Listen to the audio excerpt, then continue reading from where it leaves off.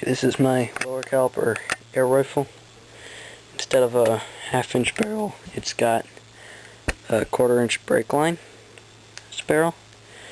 And the way you load it, because it can't pop out like my other air guns too, can't come out of the ball valve, it's this little rubber coated breech plate here. I held it on with a C-clamp because I haven't got anything better right now. And it just pops off and feels the breech. And you put the projectile in and push it towards the ball valve. And then it flies past the breech and down the whole barrel. And it's got a little straighter valve on the back. And I tried out using rubber instead of a spring to pull the ball valve open. So it's quiet. I don't know, it didn't really work as well as I wanted to do, but there's a little plaster pellet that I cast for it. Just made out of cheap hardware store plaster Paris.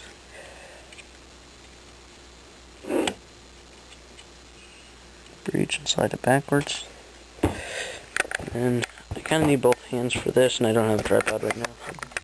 Here it is, all loaded on 200 psi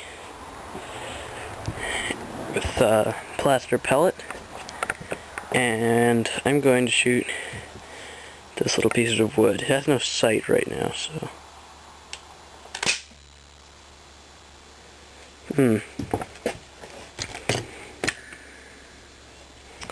It was not as good as I expected or wanted. It's right there, that little hole. The plaster isn't as dry as I'd like it to be, because I just took it out of the mold. So, some of these holes were made with plaster pellets. That one was just not really that great. So, this time, I guess, here are some of the pellets I've made it. This one's aluminum, so it's really light. This one is a very long piece of steel rod. It's heavier than all the other ammo, and this is my favorite ammunition. It's just a short piece of steel. Here we're firing at the same target with a short steel pellet.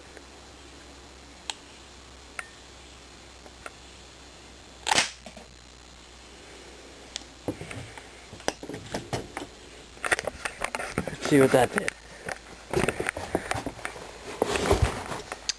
Okay, there was already a hole right there, but that's where the steel pellet hit and shot itself inside the cardboard box behind it, and it's full of metal stuff, so I guess that's the end of that pellet.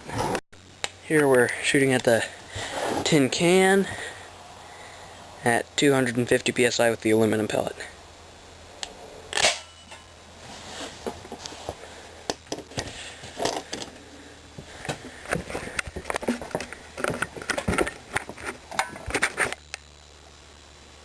Nice clean hole. That's not awful. Kind of lost the pellet though.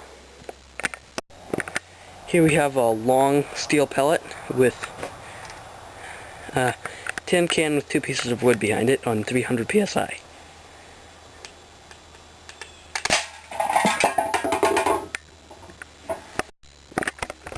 So I did that to the can, and apparently hit it sideways, and that to the wood behind it.